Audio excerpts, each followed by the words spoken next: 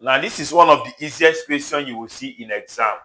That if y is equal to 5 raised to power x, you should find the y, the x. Solution.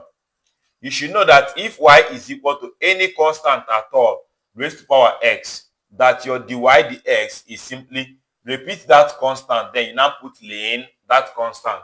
Very simple. So for this one, they gave us y is equal to 5 raised to power x.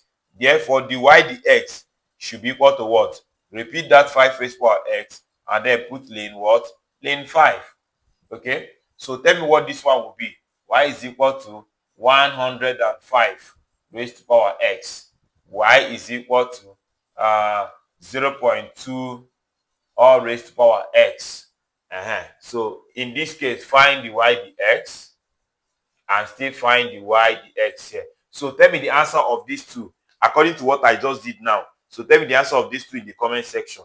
This is one of the easiest questions you will see in exam. Once you see it, just tackle it immediately. It doesn't waste time. May the peace of the Lord be with you. See you in our next video. Bye-bye.